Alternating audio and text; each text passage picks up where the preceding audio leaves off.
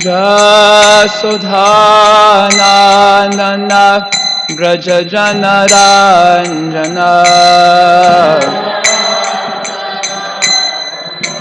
Jamunatira Manachari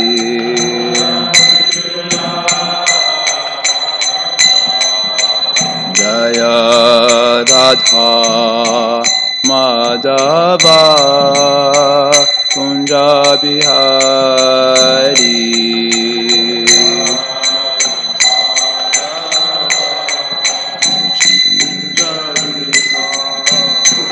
Jaya Radha Madhava Kunja Bihari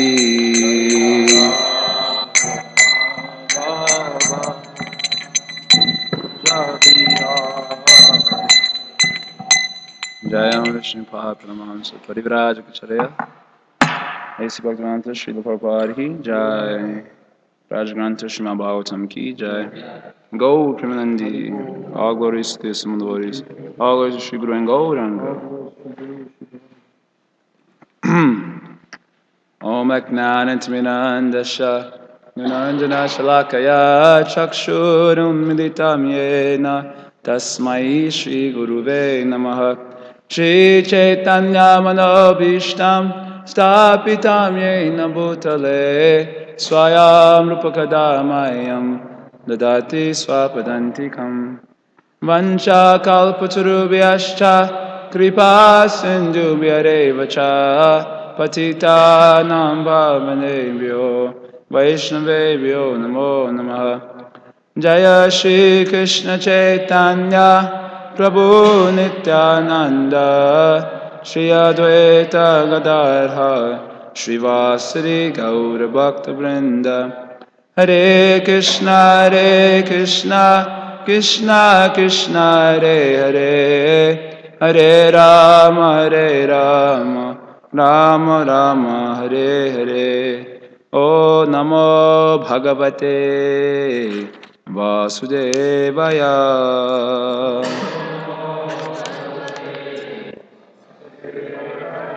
O Namo Bhagavate Vasudevaya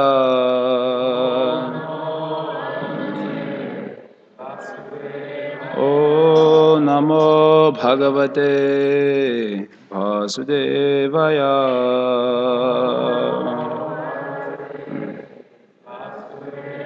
Sixth Canto, Chapter 2, starting text number 33. Anyata mriyamanasya na shuche vrishalipati Vaikuntanama grahanam Jiva vaktum iharhati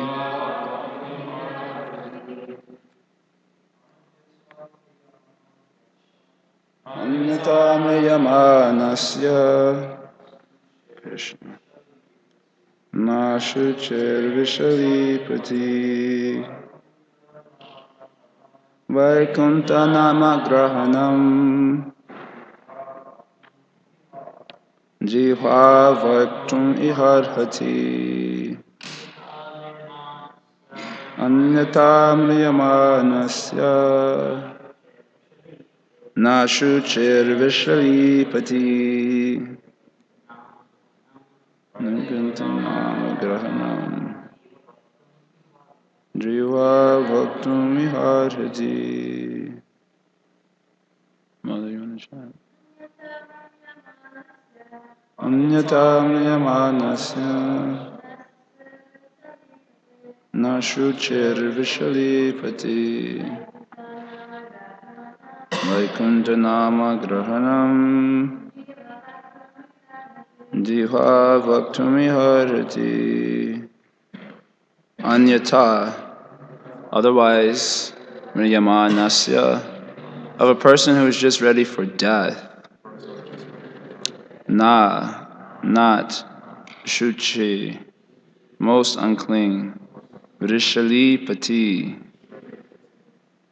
the keeper of a prostitute, Vaikuntha, of the Lord of Vaikuntha, Namagrahanam, the chanting of the holy name, Jihwa, the tongue, Vaktum, to speak, Iha, in this situation, Arhati, is able.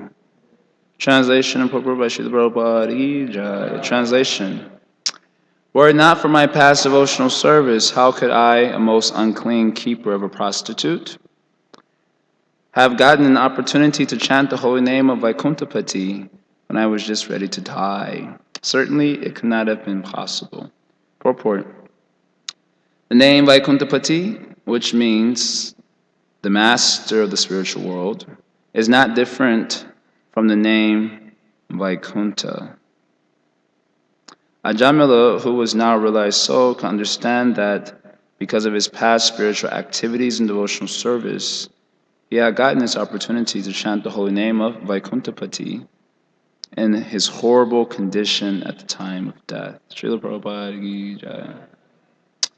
So Krishna says in the Bhagavad Gita, Yam Yam Bhakti Smaram Bhavam Tyajante Kalevaram Tam Tami Vaitikonteya Sadata Bhavabhavita. That however one's consciousness is fixed at the time of death, Tyaja Ante means at the end of one's life, then Sadata Bhavabhavita, which means whatever his consciousness is saturated in at the time of death, then he will attain that state without fail.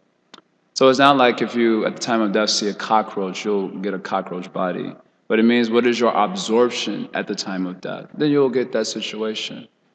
So Bharat Maharaj, for example, he was absorbed in a deer. It wasn't just like he thought of a deer at the time of death. But throughout his life, he was also, well, not throughout his life, but throughout the end of his life, he was absorbed in a deer. So he got a corresponding situation according to his absorption. Yam yam vapi smaram bhavam. So bhavam means nature. Smaram. So whatever nature you are smaram or absorbed in at the time of death, that state you will attain without fail. So if you are absorbed in the material nature, then you'll attain the material nature. And if you're absorbed in the spiritual nature, smaram bhavam, the spiritual nature, then you will attain the spiritual nature. Very simple, right? It's not I joined the right church or I have the right guru or I have the right philosophy. Those things are not mentioned in the Bhagavad Gita. What's mentioned in the Bhagavad Gita is what is your state of absorption at the time of death? Are you absorbed in the spiritual nature or the material nature?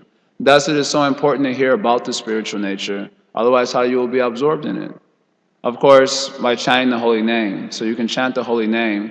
And if your chanting is actually improving, then you will start to get understanding and information about the spiritual nature. And that how you say, fuels the chanting. The two work almost like interdependently. This is described in Bhagavatam. That whatever you're meditating upon, that will increase the depth of your chanting. Understand? And then as you're chanting, that will increase the depth of your absorption in that particular meditation. So whatever we're absorbed in at the time of death, that state will attain without fail. Simple point being made. So Jamil, he is, in the first part, we'll hear a little bit more of this also coming up. But in the first part of his prayers, he's giving his tale of woe. I mentioned this yesterday. Everyone has a sad story to tell in the material world. And it begins with avijita atmanaha, uncontrolled senses, and from there, downhill. And everyone's got a sad story. So Ajamil's repenting his engagement in sinful activities, his engagement in an abominable life. So we heard that this is a very important aspect of one's evolvement of pure devotion, that one repents his foolishness in the material world, his foolish activities in the material world. It's not only that he repents the activity, but he also repents the consciousness which led to the activity. And he also doesn't try to spread the blame around, but he takes full responsibility for his engagement in sinful activity. Understand? Many times we try to share the blame. Yes, it is true that I've done this, but if so-and-so wasn't there, if that situation wasn't there, then I wouldn't have done that. We usually try to spread it around a little bit, like jam on a piece of bread, you would spread the blame around, so that we could, so that way we don't have to take full responsibility, etc. So one who's truly repenting takes full responsibility for his actions, and the evidence of his repentance, as opposed to just like a self pity. A self pity means self absorption. Is that you also correct your activity. So that's one half of the story, and the other half of the story is recognition of one's good fortune. So now that you just go on, I'm horrible, I'm fallen, this, that, ad infinitum, and not recognizing the good fortune. So the other half of the story, or consciousness, repentance helps you to focus on the absolute, but the other half is recognition of one's good fortune. So then we're hearing those aspects in his prayers here also. He's recognizing that if I hadn't done some sort of previous devotional activity, how will it be possible for me to remember Vaikuntha Nama Grahanam, the name of Vaikuntha Pati, the Lord of Vaikuntha? How could I remember that? How could I chant his name at the time of death? Usually, whatever you've done throughout your life, that's what you will be thinking of at the time of death. So then he's recognizing that I must have done something proper devotional activity. Otherwise, how is it possible I can remember that Vaikuntha Nama? It is not possible. Yesham tatakatam papam jananam punyakarmanam. Te dvanda moha nirmukta bhajante mam jyotivrataha. Unless one is free from so much sinful reactions and also simultaneously engaged in proper pious activities, this means devotional service. Progressively becoming free from duality, how can you bhajante mam jyotivrataha? No one can be determined in devotional service. So he's saying that the fact that I can chant this Vaikuntha Nama, this is evidence that I must have done something proper. So he's recognizing his good fortune. Without recognition of the good fortune, it's just another false ego program. The repentance thing becomes another trick of the material energy to keep us self-absorbed in the material platform. So one has to also recognize his good fortune and then use that good fortune for his highest aim. Are there any questions about this? There's main points here. Yeah. Small question. It says that Ajamila was realized soul now. So he became realized like just by hearing from the Vishnu Dutas and Yamadutas their conversation. Yeah, definitely. I think we will become realized too. After hearing a discussion like that, the Yamadutas and the Vishnudutas having a discussion right in front of you about the who will take your soul. I think you'll become pretty realized after that discussion. Definitely. Yes, hearing is a way to get realized. So by saying that he did something in his previous, not life, but this life, whatever this life, yeah. Because he didn't remember the names of God, but again, his son. He did remember so the just names the of fact God. that he named his son. He did remember the names of God. He may not have remembered the named. That's what we discussed this yesterday. There's name and there's named. The name and the named. Yes, but that happened because that was the name of his son too. Yes. But the name of his son happened to be the name of Narayana, which is the name of God. So what I'm trying here to say, so this fact that he named his son with this name, is this the fortune that helped him to remember it? Yes. And from the first time we heard earlier on in these discussions, from the first time he chanted the name, he atoned for all sorts of sinful activities, even more than you can commit in one lifetime. And then by his continuous chanting of the name of Narayana, after that, he developed bhakti. So then by that bhakti, he was able to remember the name at the time of death. Otherwise, it would not be possible. That is what Ajamil is saying here. He's recognizing that. Good fortune. I was just wondering if you could speak just a little bit more about this point you made about the importance of the absorption and how that absorption feeds our chanting. I'm not always. Could you give us some like what kind of things? I mean, yeah, our reading, our chanting, but I don't know. Just if you could speak a little bit more about this point, I thought that was very interesting. Not in great detail right now because I don't. I was quoting a section of Bhagavatam where Gopal Kumar is having a discussion with the Vishnu Dutas. And previously, before meeting the Vishnu Dutas, he was on, I think, Tapaloka, which is a planet of sages. So they were trying to preach to him that Smarna was the highest activity. And they're trying to do the Sankirtan with the tongue. And all these things actually really take place in the mind first. And therefore, Smarna was really the highest anga to be absorbed in. So that was kind of the point. So then when Gopal Kumar travels further on and he meets the Vishnu Dutas, they start trying to counteract this point. But then after counteracting it, they counteracted by glorifying Harinam Sankirtan. But then after counteracting that, they start to try to harmonize both ideas by saying that actually both are perfect and that they actually feed each other, so that one's smarna your way you're contemplating as a principle will either detract from or support the way you chant the name of Krishna. That's just like a general principle. It's like most of the time we're thinking about so many other things. So then we're not hearing the name, for example. And then you're thinking about Krishna, and just perhaps his pastimes or his philosophy. And then that increases your affection for the name of Krishna. And then as you chant the name of Krishna affectionately, and your mind's purified, you're able to think more deeply about that. And like that, in that way they kind of share interdependence. That was basic, simple point. I'm not going to go into all the details. That was very detailed discussion in Bhagavatam. Not so easy to navigate. Any other questions, comments, concerns? Okay, next verse. I'm going to go up to text 38. That ends the section. Kvachaham kitava papo brahmakno nirapatrapah Kvacha naraya nityetad Bhagavan namamangalam. Ajamil continued, I am a shameless cheater who has killed his Brahminical culture. Brahmakno nirapatrapah. I am sin personified. Where am I in comparison to the all-auspicious chanting of the holy name of Lord Narayana? Purport: those engaged in broadcasting the holy name of Narayana Krishna through the Krishna consciousness movement should always consider what our position was before we came and what is it now.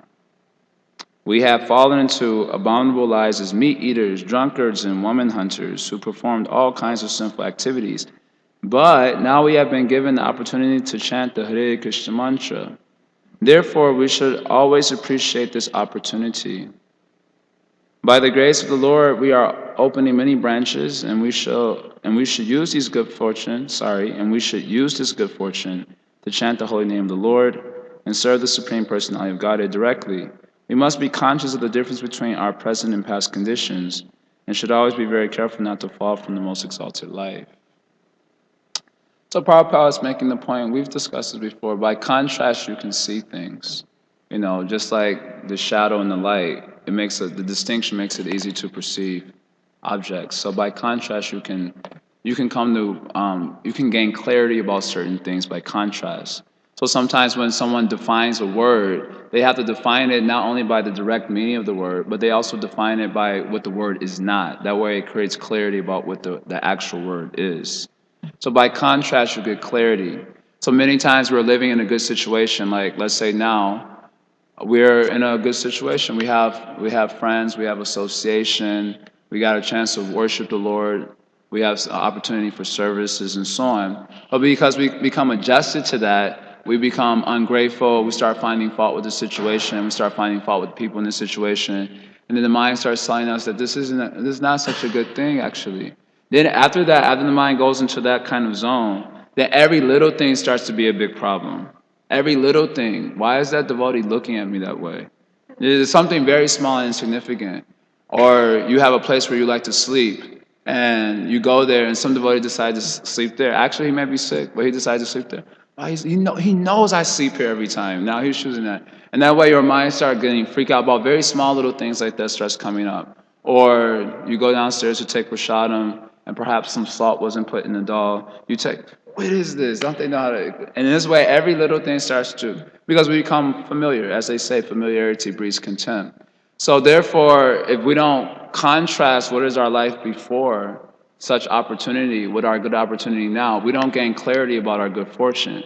In other words, we just take it for granted. This is my birthright. So then by contrast, you can always, by contrast of what we were before and what opportunity we have now, we can remain a little fixed on the Supreme Lord. Because the mind is a monster, if anyone hasn't realized that. The mind is a monster, always pulling us, tempting to pull us out of an auspicious life, isn't it? We have experience. Mind is always preaching 24 hours a day. When you go to the bathroom to pass stool, mind preaching that time also. You take shower, mind preaching that time also. You doing Bhagavatam class, mine is also counter preaching. Because the preacher, he's saying one thing, and the mind is saying, don't take that one, don't take that. Okay, maybe we can go along with that point. So 24 hours a day, he is doing his preaching program. Mano Prachar, mind preaches, his preaching program is going on. You go to eat prasadam, he's preaching. While a devotee is talking to you, he's preaching. So the mind is, and generally their preaching is the mind's preaching drags us away from an auspicious life. So if you need intelligence, and then what does intelligence will allow us to do? It allows us to discriminate. So part of intelligence is to see the contrast between what we were before and what we are now, and what opportunity we have now. And that way you can remain fixed in Krishna consciousness. Otherwise, it's very difficult to remain fixed because we become adjusted to the situation. We think, this is my birthright. This is my right to be here. And in that way, we become crazy. Any questions? Yeah.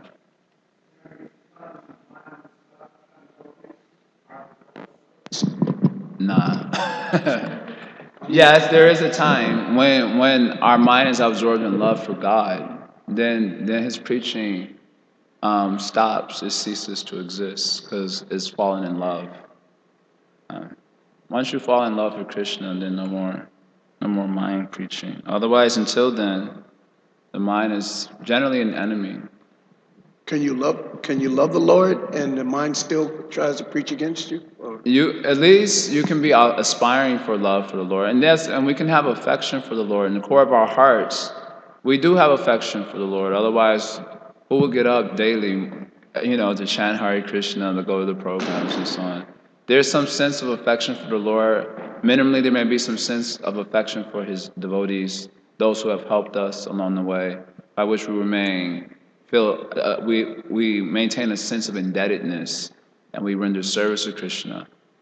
So yes, you can still be having some affection for the Lord, and it's just like sometimes you may have affection for the child. One may have affection for the child, but then the child does something, you're just like, I could just, you may become temporarily frustrated, but your affection is there. Your affection is certainly there for the child, but he does something that really ticks you off. And so your mind starts saying, various things that may not be things that you can even say publicly without getting arrested these days, because if you just say something to your child, they can sue you for child abuse, or to speak of touch them. So you have affection, but the mind may shift its form on you. That doesn't mean your affection isn't there. So I think the answer is yes, we can have affection, but only when that affection becomes all-pervading in our heart will the mind settle. Until our affection is there, but it's like a small lamp, So the light that emanates from a small lamp is not very powerful, right? It's like if you turn on a small lamp in a room, then it doesn't remove all the darkness. The darkness remains. A lot of darkness remains, although there's some illumination. But when the sun rises, there's no question of darkness remaining. So when our love comes like the rising of the sun, in fact, prema is compared to the rising of the sun. Bhava is compared to the dawn, which can remove darkness. And prema is compared to the sun, where there's no question of darkness. So only when there's love for Krishna will all the darkness of the mind's preaching cease. Until then, we may have a little lamp light of love, which is something, it counts for something. Thank you. Our little lamplight of love. We can write a song like that, Lamplight of Love, a Christian conscious song, My Little Lamplight of Love. Someone else has a question or comment? This point could be related to the last point, but I was trying to formulate my question. Ajamil made the point that his past devotional activities kind of what saved him. Yes. But you were mentioning the other day that his wife attained some sadhu sangha who Yes. inspired him to name Yes. Narayana. But is this due to his past devotional activities, or was it sufficient for him to be saved without attaining that, sadhu sangha of No. Yeah. So okay. his wife? Chronologically, he receives the association of sadhus. By such association of sadhus, the seed of bhakti is planted. We described as the seed of bhakti means faith, some sort of faith in Krishna. And by that investment from the sadhus, he began chanting the name of Narayana. He named his son Narayana. And he began chanting the name of Narayana. And the first chanting of the name of Narayana removed all the sinful reactions. And all the subsequent chanting he did after that, he developed bhakti. So then he's saying by that bhakti, the bhakti of chanting the name of Narayana, I was able to see the Vishnu Dutas. I was able to chant the name at the time of death. So that's what, if you look at it sort of chronologically. Then how do you get the association of the Mahats? That question comes up. How do you get the association of the Mahats? The good association of Mahats is by their mercy. The general language is yadrichaya, which means like somehow or other, Mahat Kripas come in your life. Like in Narada Muni's life, the sages just happened to be passing through his village for Chaturmasya. So then they remained there for 4 months. So somehow or other he got the mercy of those Mahats, and then his bhakti developed after that. So also with Ajamil. Does it make sense? So, any other questions? That's it. Next verse. Soham tata yatishnami yata chitindriya nalaha yata na bhuya atmanam andhe tamasi majjaye. Translation, I am such a sinful person, but since I have now gotten this opportunity, I must completely control my mind, life, and senses and always engage in devotional service so that I may not fall again into the deep darkness and ignorance of material life. Purport. Every one of us should have this determination. We have been elevated to an exalted position by the mercy of Krishna and the spiritual master. And if we remember that this is a great opportunity and pray to Krishna that we will not fall again, our lives will be successful. So it's more or less the same point. We should have this determination. How is determination developed? Usually determination requires a few things. It requires, first of all, conviction or faith. The word used faith. Faith means the sustained effort behind any, the conviction behind any sustained activity. That's how we are defining faith. Faith means the conviction behind any sustained activity. Good example is Thomas Edison, I think. How many times did he try to make this light bulb before he was actually successful? How many times? 800 something times? 900 something times? 400. That's a lot of times. How was he able to maintain his determination even though he was failing so much? I think someone joked, I don't know if this is actually a true statement, but apparently someone asked him, if it's not true, just take the message. Apparently someone asked him that, how is it that you are not discouraged after so many times you're trying to do it? How is it you're not discouraged? He said, after he completed it finally the 400th time, let's say, how is it that you didn't get discouraged in this process? He said, because I had just figured out 399 ways it didn't work. So in that way I remain. Obviously he had some faith that he could do it.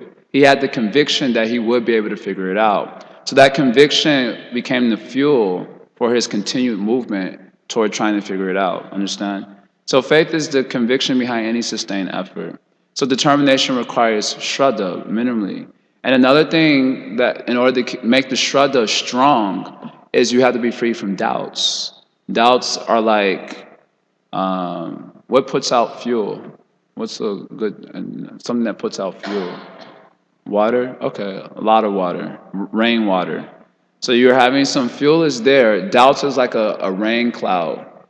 And it showers down the fuel, extinguishes it. So if you don't remove doubts, then your conviction cannot evolve. Therefore, Rupa Goswami says, in order to start bhakti, you need faith and knowledge. By faith, you gain the conviction for movement. By knowledge, you remove the doubts which will impede movement. Right? Doesn't make sense? Two things required. Rupa Goswami says in Bhakti Rasamrita Sindhu, faith and knowledge is required. By faith is the fuel to your engine. Without any fuel, you can't do any movement. So faith is the fuel to the engine. And then you have to make sure you do the oil check, make sure that the tires are proper, etc. So all those things are like removal of doubts, which can be removed by knowledge. So two things required: faith and knowledge. Two things: faith and knowledge. Otherwise, no one can be determined. So he had some general faith, and by hearing that discussion between Vishnu Dutas and Yamadutas, he got some knowledge. And by that knowledge, knowledge and faith, he became determined. So Prabhupada says we should also keep this determination. It requires other things, like I said, like the contrasting features of our past life and our present life. All these things are part of the knowledge point. In this way, we can control our mind and senses and engage in devotional service with determination and achieve the goal of life. Understand? 2 points: faith, knowledge. So therefore, the discussions are there. We chant Hare Krishna. Why do we chant Hare Krishna? What's the answer? Why do we chant? We have some faith. Otherwise, who would do it? And then, why do we potentially think about stopping chanting Hare Krishna? How many of you sometimes that doubt has come up in the process that, why am I doing this? Anyone else? Yes. A show of hands. We need honest hands. Only a few people. No one has ever thought why I'm doing this in this whole time of practicing. You never thought like that? Well, you're from Bengal. You don't, huh? I apologize. Okay. So we have a few persons. So that's because we be lacking, the faith is being attacked by doubts, certain doubts. Is this really working? Just like sometimes you're sitting here and you're wondering, what am I doing? Or if you go sometimes, if you walk out in public, this is a dangerous one. When you go out in public without association, you're walking, and then you walk past some people and they're like, and just when they look at you, you get doubt. Yeah, what am I doing? You can see it in their faces. They're thinking, what is he doing? And then by that glance, they insert that shock into you. Yeah, what am I doing? Just like in the Lord, he glanced upon material nature, jivas are coming. So when they glance upon us, doubts are coming. Their doubts. They're having doubts. They're like, yeah, what am I doing? Very dangerous situation. When you neophyte, it's a very dangerous situation. You might fall down at any time because knowledge is not evolved. Just like sometimes you're in Bhagvatam class, speaker giving class, then some newcomer maybe, or even some oldcomer, he asks a really serious question. It's like filled with doubt. And when you hear that question, you're like, yeah, I actually wondered about that too. And then maybe the answer that comes back isn't so edified or something, and then your doubt expands like anything.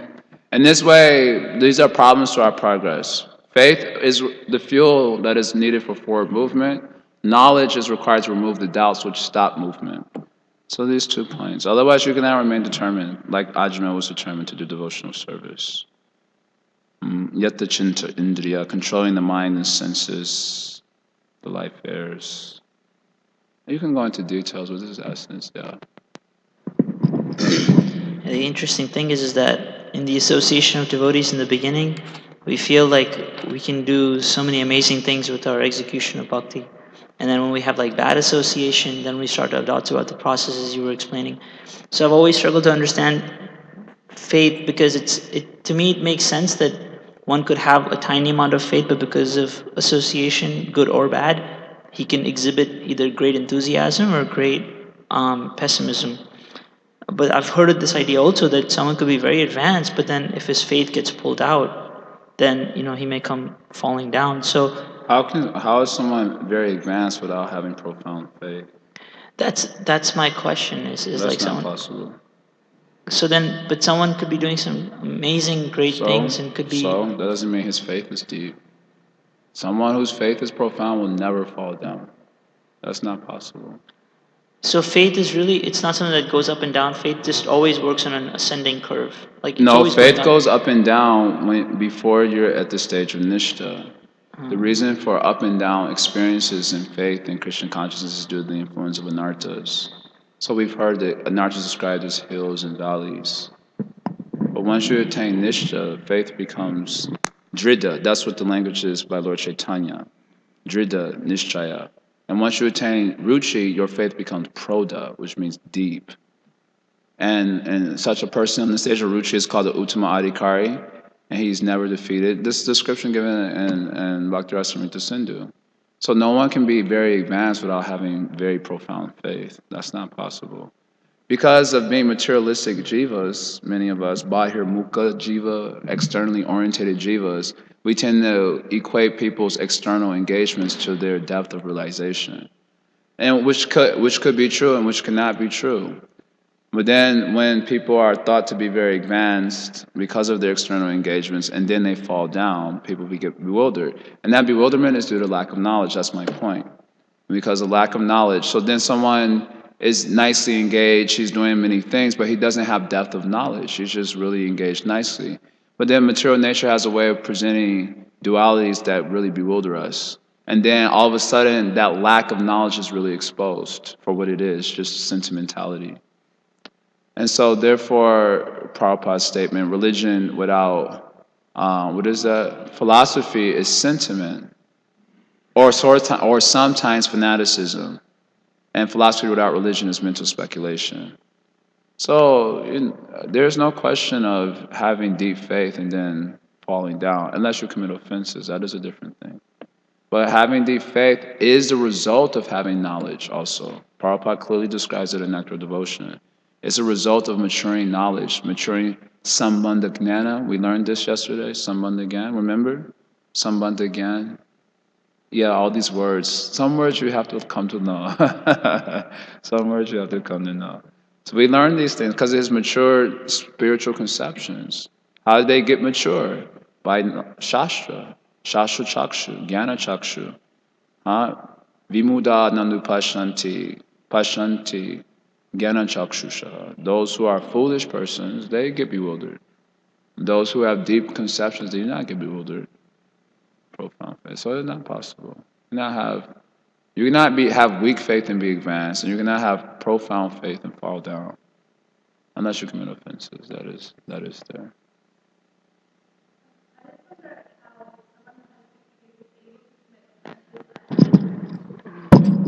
And also, are there any examples in the scriptures about that?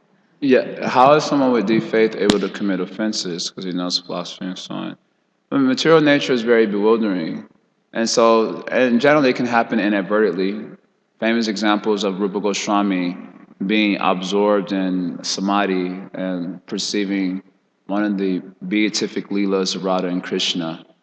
And as he's absorbed in one of the leelas, Krishna's Srimati Radharani is trying to grab one fruit. So Krishna goes to assist her. And so he helps bring the branch down. Well, I forget the type of fruit, it may be like a jackfruit or something. Anyway, this fruit is hard to pluck off the tree. So Srimati Radharani is trying to pluck the fruit off the tree, and then Krishna lets go of the branch, and she goes flying in the air. Hang on. So see, everyone's giggling. So also, Rupa Goswami started giggling when he was absorbed in this meditation. And right when he started giggling, one deformed Vaishnava, well, those two words don't really go. A Vaishnava with a deformed body was walking by. And so he thought Rupa Goswami, he is coming to see Rupa Goswami because he heard of Rupa Goswami's exalted nature. And so he thought Rupa Goswami was laughing at him. And so he left that situation without even saying, he's not at all advanced, he's laughing at me because of my deformed body and so on. So immediately when that happened, Rupa Goswami lost his meditation. So he got bewildered what happened. So he went to his brother, Sanatana Goswami, and told what had happened. I was meditating on Leela very nicely. And then all of a sudden it vanished from my vision. I don't know what has happened. Sanatana Goswami said, you must have committed some aparad. Even inadvertently, some aparad has come up. So he said, oh, well, I didn't see anyone. I was absorbed in samadhi. How can I know who it is that I offended? So this story is told in a few different ways. I'm just telling you one version of the history. So Sanatana Goswami said you should hold one festival. And whichever Vaishnava doesn't come, you can understand that's the one that you offended. Just like that would be like that. So then he put together one festival. One Vaishnava didn't come, so he can understand. And he went to him seeking his forgiveness and explained to him what had happened.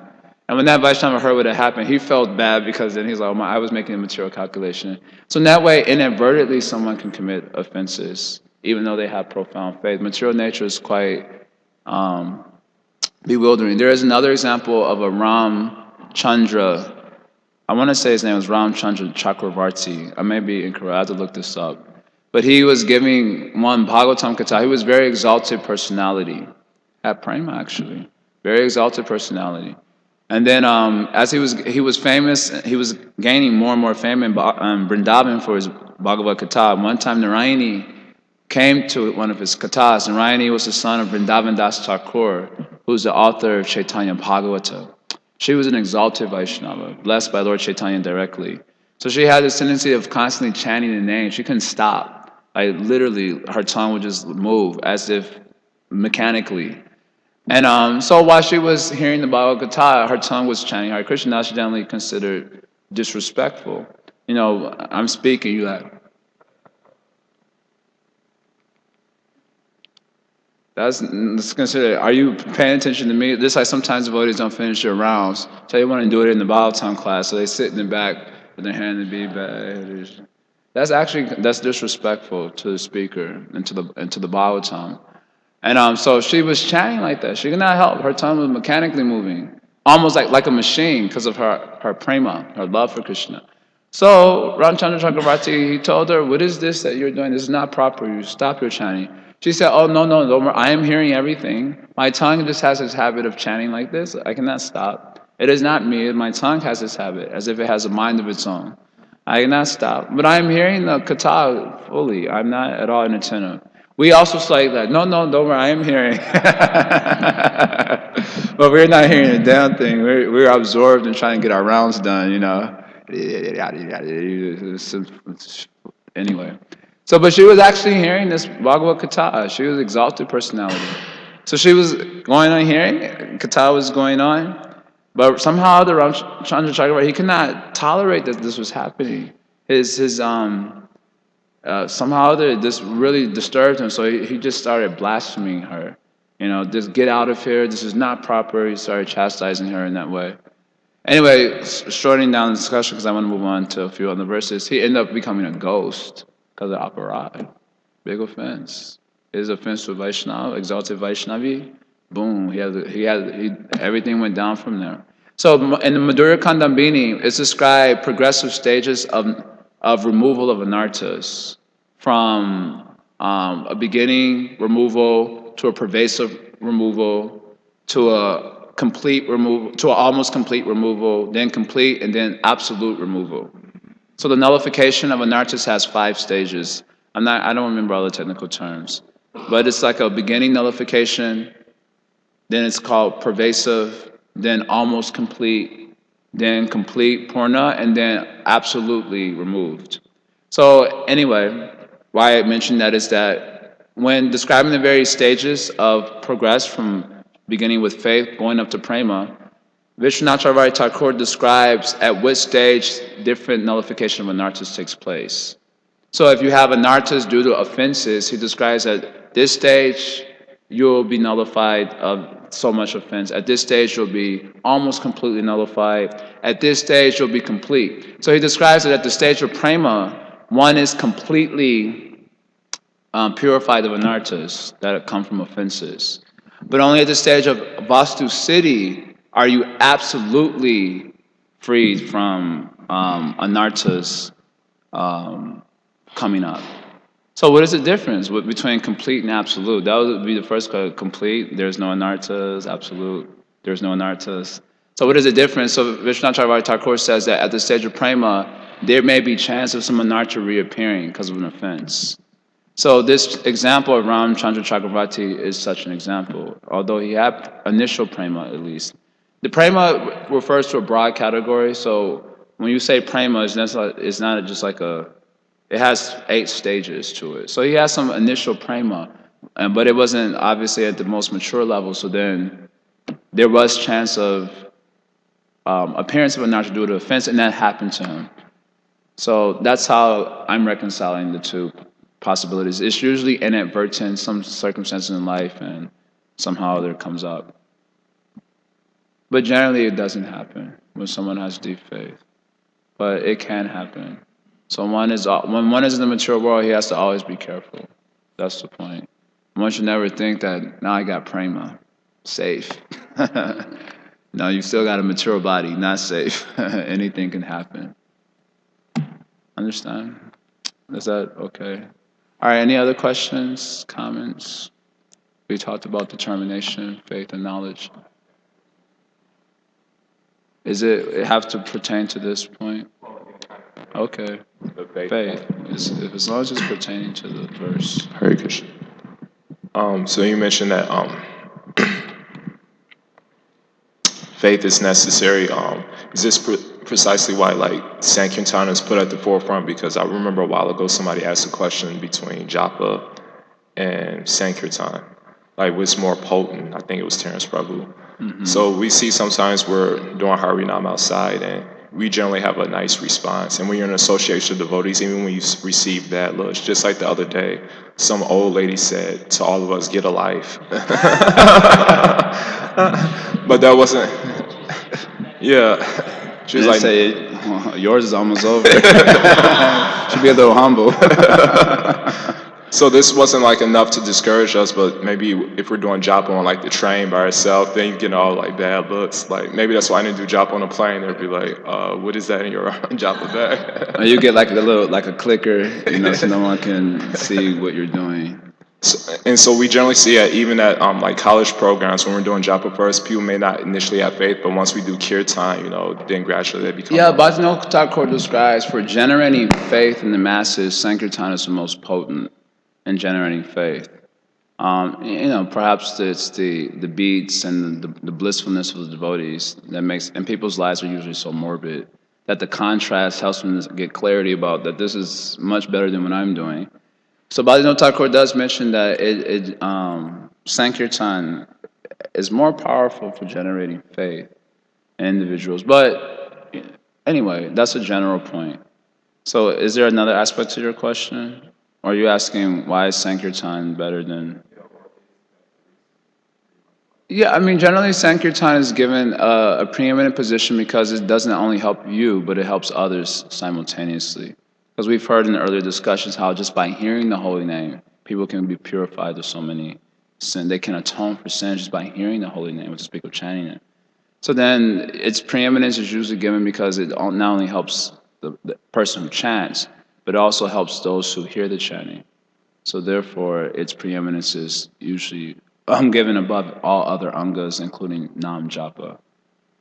Well, of course, Nam Japa becomes important for our own personal purity and development.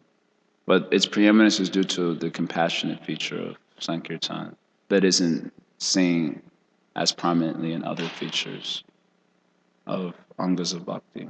Kirtan, of course, includes not just Sankirtan, the name, but preaching Krishna consciousness as well. Like that. That is usually why it's given preeminence. Next verse, 2 more verses, I'm going to cover them because it finishes the section here. Ajamil's lamentation. This nice verse coming, 36 and 37. Vimuchya tamimam bandham avidya kama karmajam sarva bhuta surichanto maitra karuna atmavan mochaye grastam atmanam yoshin mayatma mayaya vikridito yayaivaham kridha mrega ivadhamah. Translation, because of identifying oneself with the body, one is subjected to desires for sense gratification. And thus one engages in many different types of pious and impious action. Understand 3 points. Avidya, kama, karmajam. See the Sanskrit? Avidya, kama, karmajam. Avidya means ignorance. Kama means lusty desires. Karmajam means,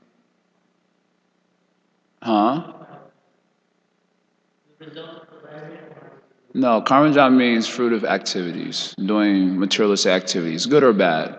Karmajam. Karma literally means activity. So avidya, kama, karmajam, understand? So because of ignorance, we have lusty desires. You cannot have lusty desires unless you're ignorant. So because of avidya, we have kama, lusty desires, and because of lusty desires, we do karmajam, we do fruit of activities. Understand? 3 points. Same. Prabhu Goswami says this is the 3 reasons for our suffering in this material world. Klesha. Kleshagni means removal of klesha, means you have to remove what? Avidya. You have to remove avidya. And then when you remove avidya, then no kama. And if there's no kama, no karmajam, no fruit of activity. Understand? Kleshagni. If you want to remove suffering, you have to remove the root of suffering, which is avidya. So avidya, kama, karmajams. So because of identifying oneself with the body, avidya, one is subjected to desires for sense gratification, kama, and thus one engages in many different types of pious and impious actions, karmajam. This is what constitutes material bondage. Now I shall disentangle myself from my material bondage, which has been caused by the Supreme Personality of Godhead's illusory energy in the form of a woman. Being a most fallen soul, I was victimized by the illusory energy and have become like a dancing dog led around by a woman's hand. Now I shall give up all lusty desires and free myself from this illusion. I shall become a merciful, well-wishing friend to all living entities and always absorb myself in Krishna consciousness. In the Sanskrit, Vikridito Yayavaham Kridamriga. Kridamriga means a controlled animal or domesticated animal. That's what it says, seriously. Kridamriga means a domesticated animal. So, because of Atmamaya, attachment to the illusory energy, Yoshit Maya. Yoshit Maya means in the form of a woman. I often like to translate it as the object of sexual attraction. So, due to attachment to the illusory energy, in the form of the object of sexual attraction. Without this, no one would do anything. Understand? No one would do anything. If there was no sex in the world, no one would do anything. There would be no kama. There would be no karmajam. Everyone would just sit. Understand? Prabhupada said this. Without sex life, there would be no enthusiasm for anything. Jaya and I, we were at DePaul University one time, and we had heard this point from Prabhupada. So we mentioned it to one student. That if you weren't doing sex life, you would not have enthusiasm to even come to school also. Then he thought about it for about 5 seconds. He said, yeah, you're right. He agreed. So, due to Atmamaya, the illusory energy of Krishna in the form of Yoshit Maya, attachment to the object of sexual enjoyment, then you become Kridamiga, a domesticated animal. Isn't it? Anyone here who's ever been attached to a woman or a man, they know this is true statement. Kridamiga, isn't it?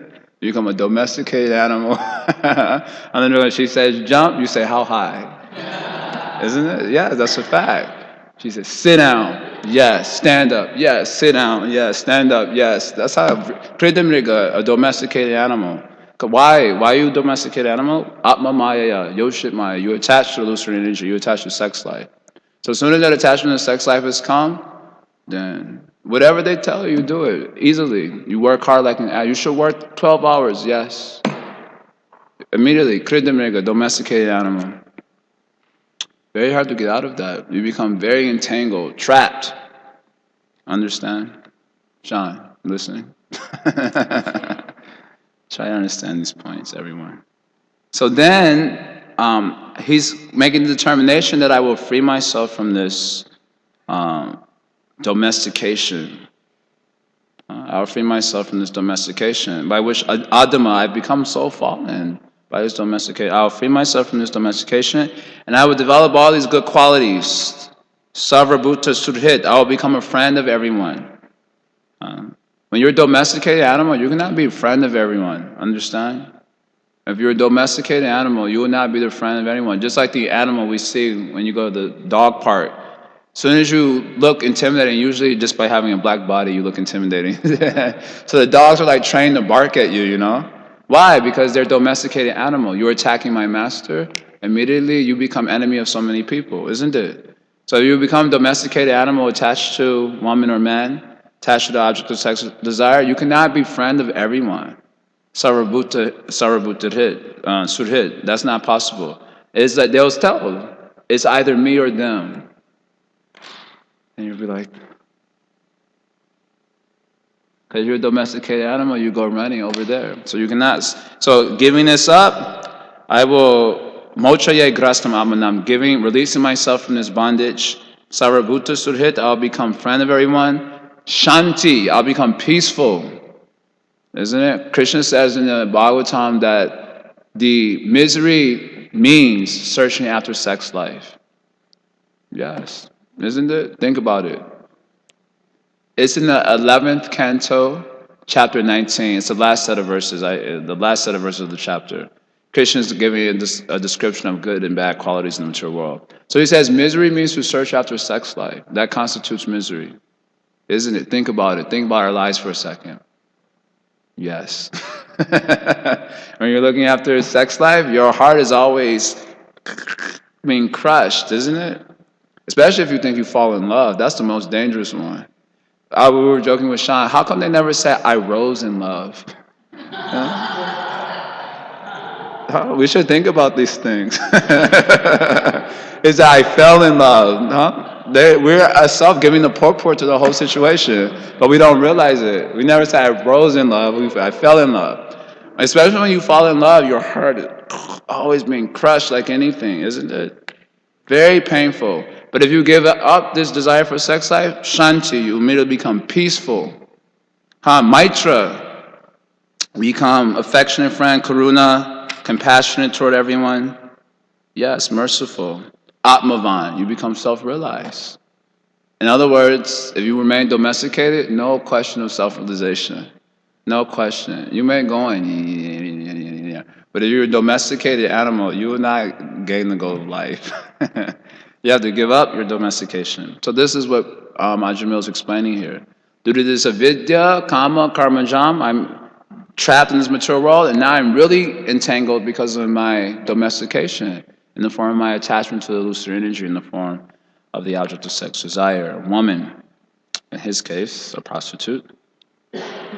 Purport. This should be the standard of determination for all Krishna conscious persons. What is the standard? What should be the standard of determination? Give up domestication.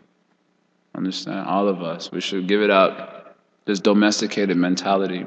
A Krishna conscious person should free himself from the clutches of Maya, and he should also be compassionate to all others suffering in those clutches. They may not appreciate in the beginning, but they will when they become peaceful after doing so. The activities of the Krishna consciousness movement are meant not only for oneself, but for others also. This is the perfection of Krishna consciousness. One who is interested in his own salvation is not as advanced in Krishna consciousness as one who feels compassion for others, and who therefore propagates the Krishna consciousness movement. Such an advanced devotee will never fall down, for Krishna will give him special protection. That is the sum and substance of the Krishna consciousness movement. Everyone is like a play toy in the hands of the illusory energy. Ari describes. Stand up, sit down, stand up like a play toy. Isn't it? And is acting as she moves him. Isn't it? You all agree, isn't it? We all agree? One should come to Krishna consciousness to release oneself and to release others also. Also to release others. That's Srila Prabhupada's purport, understand. What does Krishna say in Bhagavad Gita, chapter 6, verse 32? Atman Palamanyena Sarvatra. You know, give Yaya the microphone. He knows the verbatim. 632. You have the microphone. No, the Sanskrit. No, we don't know Sanskrit either. So. English, isn't it, Michael? The English will do, or English will do. Okay, go. He is a perfect yogi who, by comparison to Say it slowly. He is a perfect yogi who, by comparison to his own self, sees the true equality of all living beings in both their happiness and distress. Did you hear that? He is a perfect yogi who, by comparison with his own self, sees the happiness and distress of all living entities. Say it again. What was it? Say it slowly. Catch this verse. This is a direct relation to the purport. He is a perfect He is a perfect yogi who, by comparison to his own who, self, by comparison to his own self, that means by his own experience, by comparison to his own self, sees the true equality of all living beings sees the true equality of all living beings in both their happiness and distress. in both their happiness and distress. Understand? That means because he has the experience of suffering and conditioned consciousness, and he has a contrasting experience of having realized the truth that creates the contrasting experience, he can understand how everyone is suffering, and he also can understand what happiness awaits them. Understand? So he sees equally. He can see that I am no better than them. I know exactly where they're coming from, and I also know what happiness is available to them as well. So by comparison to his own self, Krishna says, Parama Yogi, this is the highest yogi. And in Krishna's opinion, he considers this person to be the highest yogi. So Prabhupada's purport is saying that. Yeah.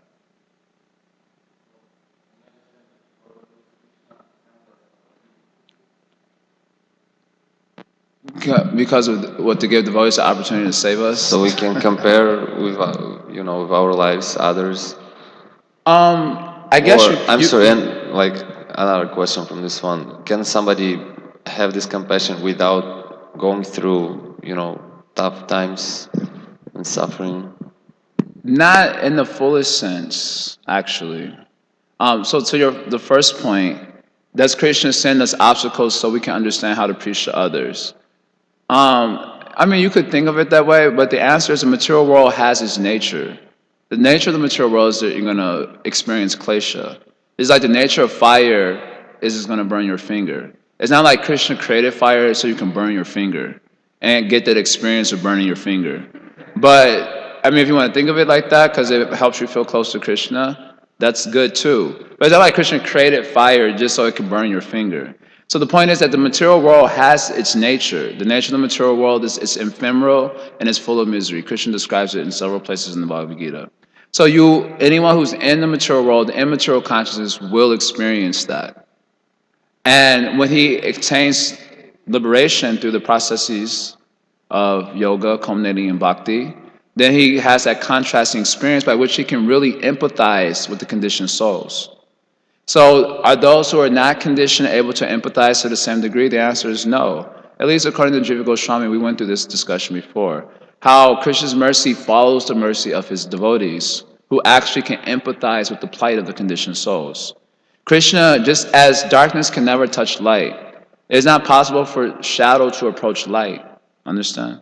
So it's not possible for any amount of suffering or even awareness of suffering to approach Krishna's consciousness. Krishna's consciousness. That is not at all possible. So his mercy follows the mercy of his devotee who can empathize with the plight of the conditioned souls by dint of his own experience. Jiva Goswami says he remembers it like waking up from a bad dream. So he's able to empathize with the conditioned souls. So of course Krishna has compassion because he comes from the material world to demonstrate his pastimes. But his compassion is not so much based on the conditioned soul suffering, but it's just based on that he comes here in the material world out of dint of being called by his devotees to appear before him. And he has fun in front of all the conditioned souls. Look at me, I'm having a great time. And then when we see that, we can think to be a part of that. Seeing the drabness of our own lives, we can think to be a part of that. That is Krishna's compassion. But as far as the plight of the conditioned souls, only those who have experienced conditioned consciousness and simultaneously the contrasting experience of self-realization can really empathize in a real substantial way with the plight of the conditioned souls. This mentioned, Jiva Goswami said, Bhakti Sundara. Understand? We're going to do the last verse. It has a short purport, and this is the last verse of this section. This nice verse. Mamaham iti dehadau hitva mityarta dhirmatim dhasye mano bhagavati shuddham tat kirtanadibi. Simply because I chant the holy name of the Lord in the association of devotees.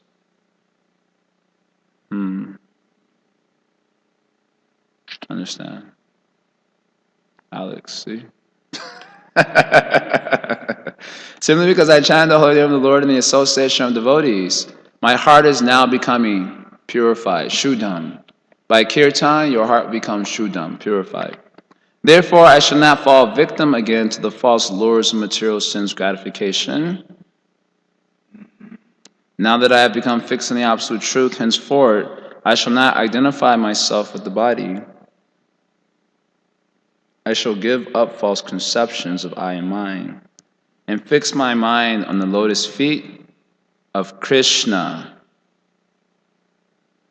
So, by kirtanadibihi, by his kirtan, adibihi means etc., kirtan, hearing, remembering, etc., that he will now do after having heard from the Vishnudutas. He will now engage in direct devotional service.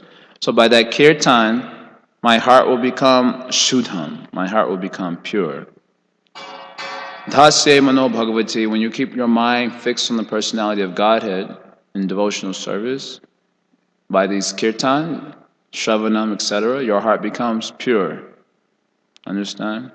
When your heart becomes pure, hitva, amrita arta, I will give up all my false values. False values means anartha. The word artha means value, so anartha means false value. Understand? Artha means anartha. We have false values. These values control our life, isn't it? What do you value in life outside of Krishna consciousness? Be honest. Something that you really respect. Others should respect me. What are some values that you maintained at some point in your life? Honestly, everyone's going to give like this real sweet list of beautiful qualities. What else? Some other values? Perform well academically. Yeah, that's a good one. It's not as attractive to many of us. Influence. I should be able to influence others, huh? Sleep. Good. Yeah. This is a good one. Value sleep. Even now we see so many of us value sleep, isn't it? This is a good one. I like this, very honest one. So this is called value. This is anartha, false value. It doesn't help us to attain Krishna consciousness, false value. Very hard to give up these false values, isn't it? So he says, hitva amitya artha, dear matim. I'll give up these false values which have control of my consciousness or intelligence, D. And it begins with mama aham. This identification with I and mine. I'll give all of this up. How you can give all of this up? How you will give all of this up? Yes, dasya mano bhagavati, by engaging your mind and Krishna, by kirtan, shravan, smarnam, that your heart becomes shuddham, it becomes pure, that you can give up all these false values beginning with I and mine. I am this body, these things are mine, and expanding from there. Understand? That's what the verse says. Purport. How the entity becomes a victim of the material condition is lucidly explained in this verse. The beginning is to misidentify the body as oneself. Deha adho. Therefore, Bhagavad Gita begins with the spiritual instruction that one is not the body, but is within the body. The consciousness can be possible.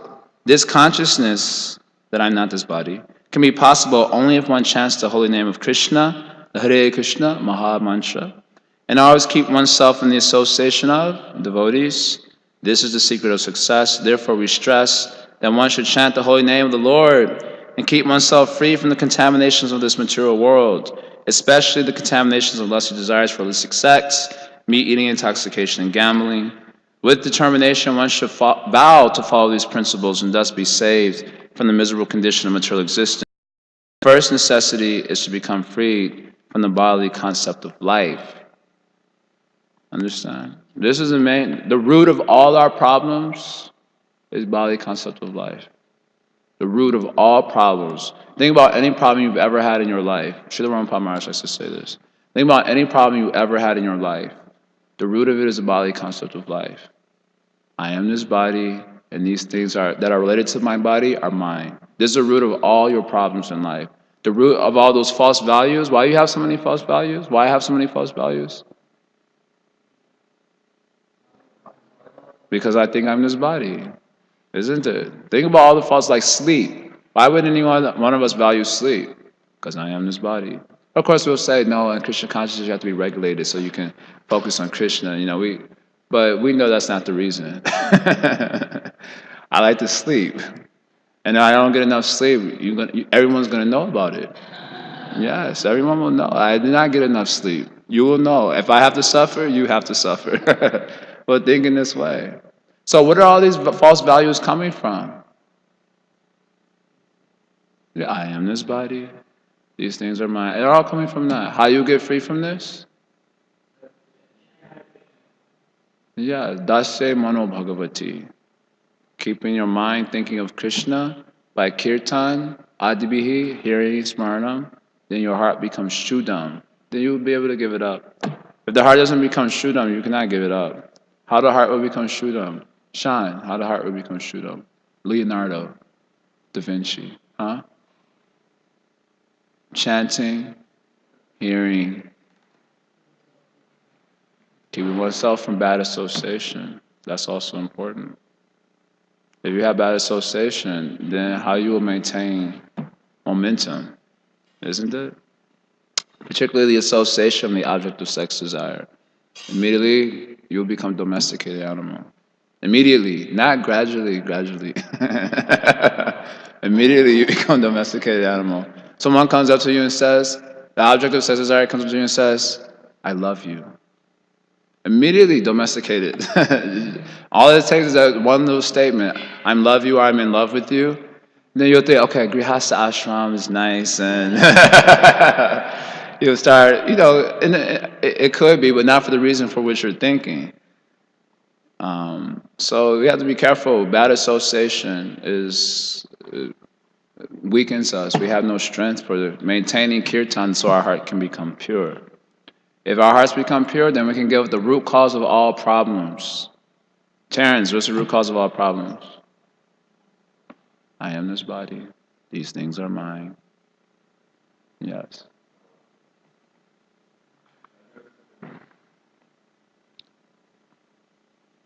That the tongue is the hardest sense to control, but sex life is the most material, bonds you the most to material nature. Yeah. Is that right? I mean, the two, they share a relationship. In nectar instruction, we hear about the tongue, belly, and genitals made in a straight line. The reason it said the tongue is most difficult to control, an example is actually given in the Srimad Bhagvatam, why the tongue is the most difficult to control in the 11th canto. The reason is by fasting, you exhaust the potency of the other senses. If you fast, and even sex life, at one point you may think I'll do sex life, but when you're fasting for a long time, then sex life also becomes unattractive. But the tongue becomes more increased in power, isn't it? In terms of wanting to taste things and so on. This is an example that is given. Also, for speaking, the tongue can constantly vibrate. You can't constantly do sex life. You may be able to do a lot, when you're young and strong and have potent senses. You can do sex life so many times in a day, like a pigeon or a rabbit. You can try. But you cannot all day do sex life. That's not possible. You also become quickly diseased. But talking you can do nonstop. There's sometimes all day you can do talking. And those vibrations usually reinforce our body concepts. That's the danger in the tongue, vibrating things which aren't Krishna conscious, which aren't meant to elevate the consciousness. Those vibrations which aren't in relationship to God reinforce our bodily concept of life. Just like someone comes up to you and says, for example, same example, that you're so beautiful. And you think they're seeing your soul and saying that? You think they're seeing your soul and your soul is so beautiful. They say you so. Just when you hear that vibration, then that reinforces, yeah. Yeah, I am beautiful. It had nothing to do with this body, but just because you heard that vibration, immediately you think, oh yes, I am this body. I am beautiful. Just I remember, this is a little mundane, but I used to listen to Christina Aguilera, and she had this song, Beautiful, that was a very popular song. And it had people doing all sorts of things in the video, and everyone was beautiful, even though they were all different and kind of weird in their own way. But everyone was beautiful. That was the message. Everyone was beautiful no matter what. So you hear that song, and everyone was just like, you are beautiful. And then you're getting really deep into it. All those vibrations reinforcing the body concept of life. That's the danger of vibration. Right? So therefore the tongue is really most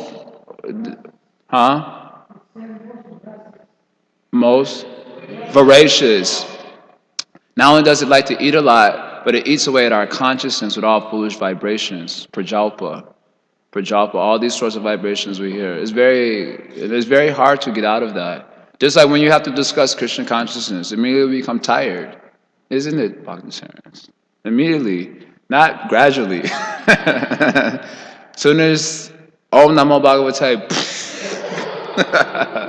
Bhakti is like that. Immediately, not even gradually, immediately become tired. Bhagavad Gita class starts. So Krishna says, immediately. But when you have to hear some prajalpa, some politics, some gossip about some other devotee's fault, immediately. You become immediately enthusiastic. That's how powerful vibration, mundane vibration is. Very hard to get out of that. It's very challenging. I challenge all the time also, isn't it? Just like you hear Krishna conscious music, it's like, enough. Now we need, yes, that's what I'm talking about. Very hard to get out of that.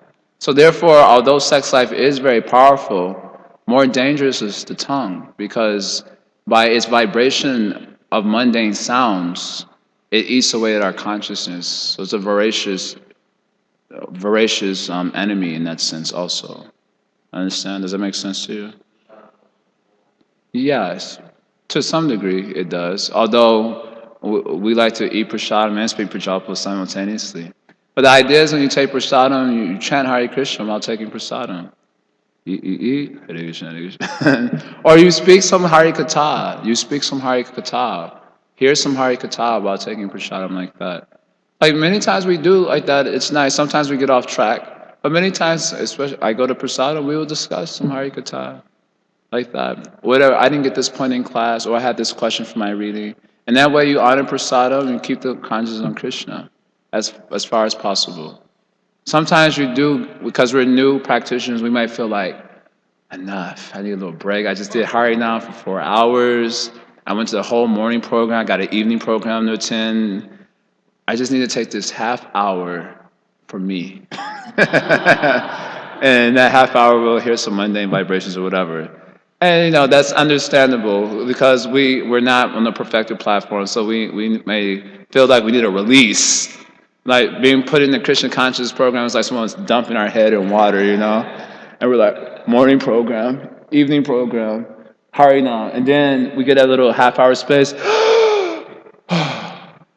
Release. We call that liberation. When we become more advanced, we like this. Like, wow, this is nice.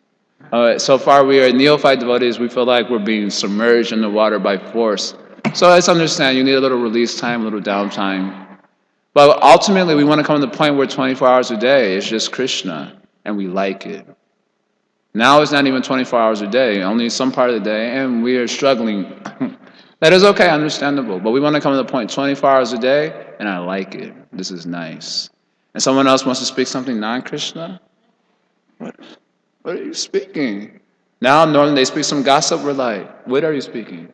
You want to come to the point they speak some gospel? What are you speaking? This is all nonsense. You tell them right on the face. This is all nonsense you're speaking. I'm getting out of here. They're not a help. We all become Krishna conscious. We're not there yet. But looking into the future.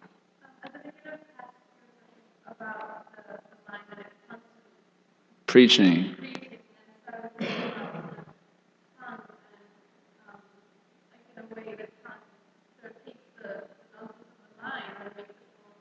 Yes. Yeah, that's a nice yes.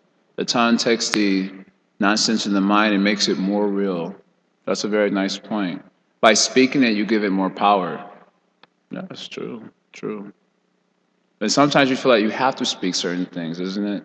Somebody's just going zoom, zoom, zoom, zoom, zoom, zoom. He's like, if I don't get this out, then I'm going to suffer.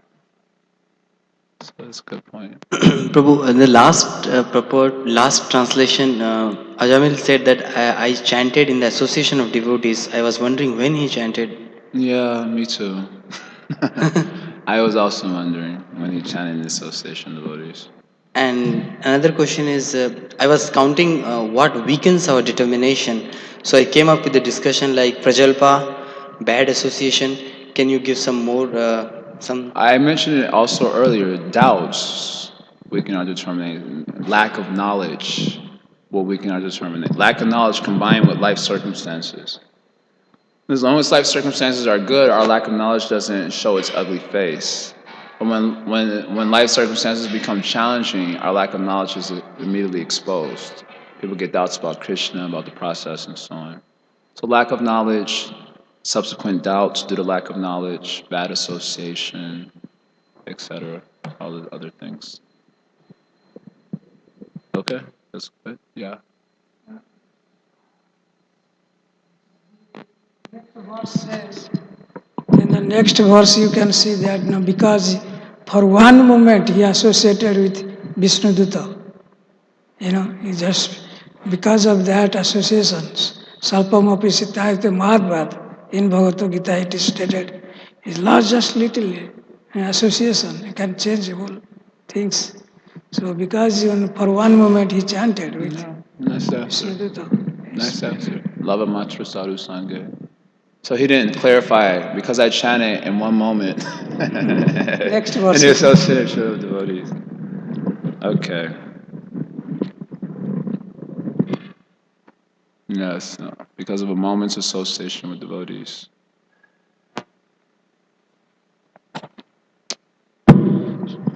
Normally, like we hear that subtle sex life is even stronger than gross sex life, like, or the desire for subtle sex life, or just appreciation and distinction. Could you comment on that? Like how? I mean, generally we understand subtle sex life to mean the desire for name, desire, name, fame, adoration, distinction. These are called subtle sex. The idea is it's the subtle conquest, right? Sex life on the gross platform is the gross form of conquest, right? It's really really what it is. It's like a conquest. I'm conquering.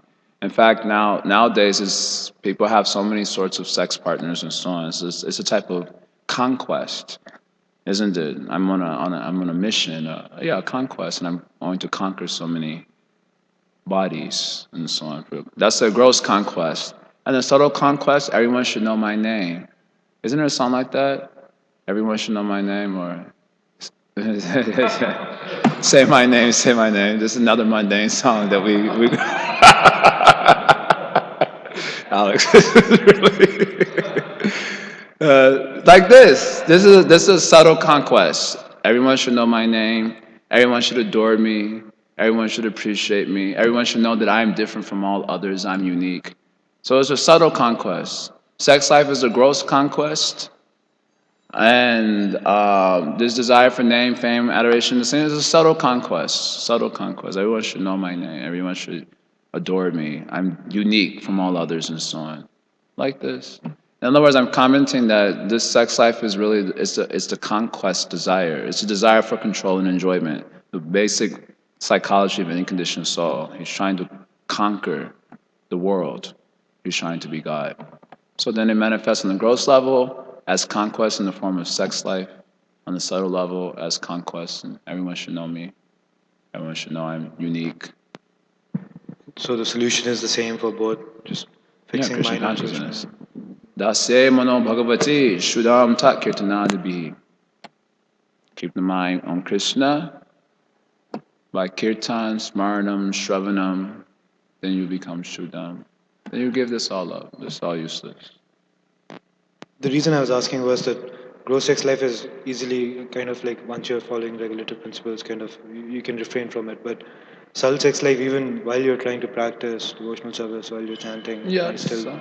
but it's after all just an anartha. So anarthas are finished by Krishna consciousness.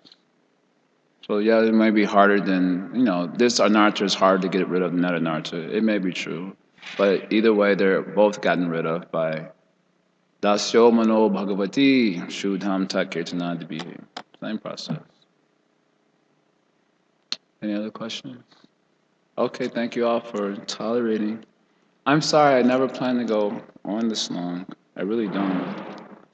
But anyway, Dasyo Mano Bhagavati Shuddham Tat Kirtanadibihi. Srila Prabhupada Ki Jaya.